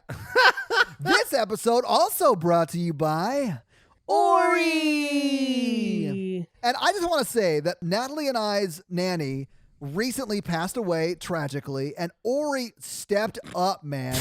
And she just showed up. We didn't hire her. We have no idea where she came from. Brought her own Rottweiler. Yeah, absolutely. She brought a pet. We love animals. So she's like taking care of our imaginary kid. And honestly, things seem to be going great. By the way, after this, I have to go to the hospital. Natalie had a fall. I hope she's okay. So thank you so much, Ori, for, really showing up and stepping up like that. I appreciate it. This episode also brought to you by Matt. Mads. Storka Borka. He's from Sweden. He is, and he wants us to shout out some Swedish fun facts. So my Swedish fun fact this week is between 300 and 400,000 moose roam the Swedish woods. Over 100,000 are shot during the annual hunt, and about 250,000 people participate in the hunt. That's one moose to every 2.5 people, Todd. It is. They're not very good shooters, is what I'm saying in Sweden. They don't have great aim, I guess, is what we're this saying. isn't America. The only moose Americans kill is chocolate. That's why we have a health epidemic. That is true, yes. The moose is also considered the most dangerous animal in Sweden. Every year they cause about 6,000 road accidents. That's about one accident to every 3.3 people who try to hunt them. Do you think it's revenge? Yeah, I honestly do. It's probably a moose killing itself after the loss of its loved one due to Oh, the it's hunt. death by Yeah. car. It's a kamikaze moose. Kamikaze moose? God damn it, Yeah. Paige. I love you. We now return you to the never-ending saga, the Patreonicals. All right, welcome back to the Patreonicals, where we will. I can tell talk Mikey about- really enjoys doing this. That's my sex voice. Oh, I can tell Mikey really enjoys doing this. Yes, welcome back to my bedroom. Welcome back. Oh, God.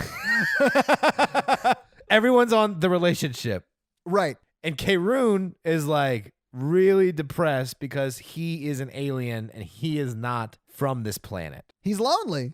I'm sure he misses his friends and family, yeah. He was in entertainment, so he didn't really have friends or family. I feel Karoon's pain, man.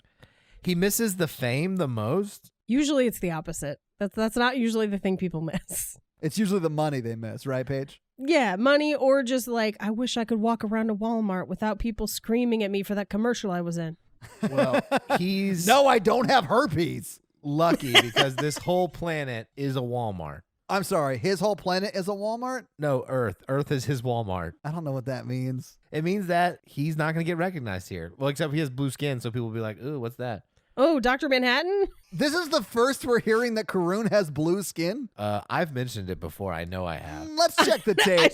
strongly doubt. Yeah, guys. Strongly doubt that. Guys, can you reach out and let us know if he's mentioned that in the past? I mentioned that when he was hosting the Munderdome. The Moonerdome? Moonerdome. Oh, you can't even pronounce your own words right. Okay, so Karoon is crying inside the mini sub, which I did mention last episode. I thought you said they were all on the relationship. They are. The mini sub is on the side of it, like it's cranked up. Oh, so the mini sub is just on the side of the regular ship and he went there by himself to cry? Yeah, Oh, that's so sad.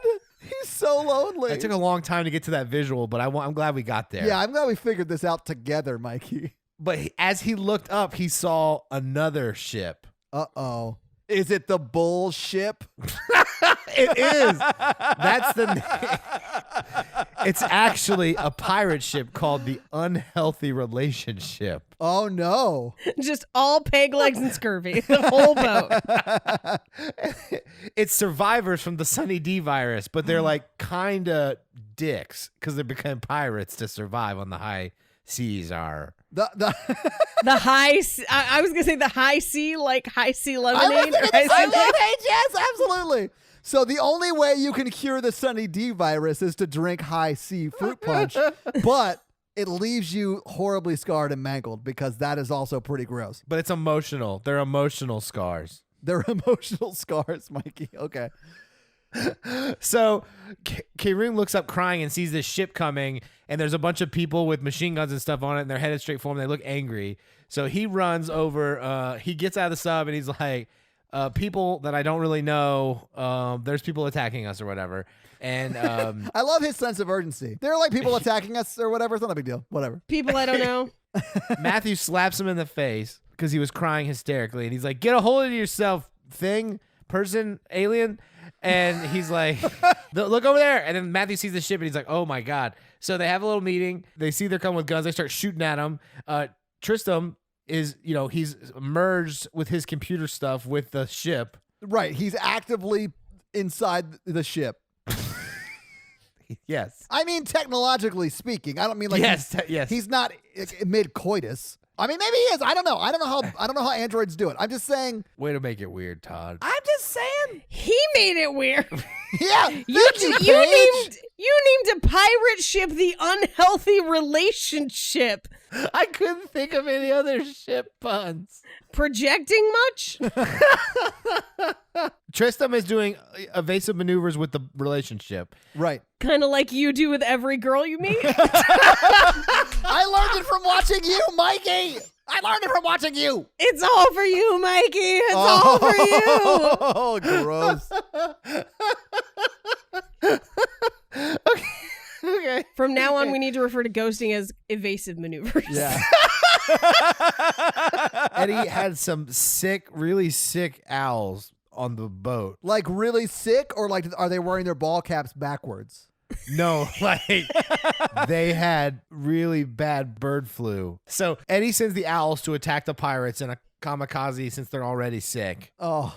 And he was just taking care of them, and they wanted purpose to their death. So they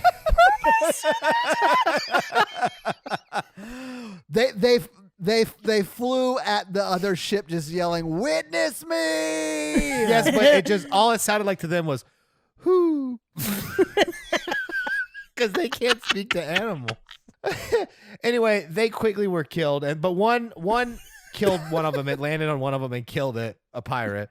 And then the whole flock only managed to kill one pirate? well, they were owls. They were all armed. It's an armed pirate ship. We have to keep it realistic, Paige. Yeah, that's what we have to keep realistic, guys. Yeah. That makes sense. Eddie sharpened some paddles and then was throwing them as spears and killed a few of them. Maybe Kate should help out in some sort of capacity like that with her telekinetic abilities. That's what he was like. He's like, Kate, will you like send one of these through like the hole or whatever? The hole? And she did the hole. The hole? Oh, Hull. The ship was no longer whole, WHOLE, because she put a hole, HOLE, in the hole, HULL. So anyway, that ship died and everybody died. Wait, that's all it took was to throw a paddle through the hull and the ship died? Yes. Okay, so it wasn't a ship so much as it was maybe like a inflatable raft? They just banded a bunch of Sunny D bottles together, and it wasn't high seaworthy. Well, Final Destination style, yada, yada, yada, it sank and blew up. Oh, wow. That's a whole lot you just yada, yada, yada right there. I also like that I was like, it's a raft. It wasn't seaworthy. And you're like, windows, gasoline. Did Mikey just watch The Legend of the Guardians? Will the search for the Illuminati continue? Is Mikey just going to make our heroes fight his ex-girlfriends on this USS Unhealthy Relationship? Find out next week on another episode of The Patreonicals. This episode brought to you by Chris. And Chris just wants you all to know that you are loved, you are listened to, and you are valuable. And we are so glad that you're here and a part of this community. So thank you guys so much for being here. And thank you, Chris, for being such an awesome member of our Facebook community. And guys, if you're not a member of our Facebook community, please join the Facebook community. We just passed 1,250 members. It's been growing a lot recently. It's been pretty amazing. So thank you, Chris. Thank you guys so much. And we'll see you next week.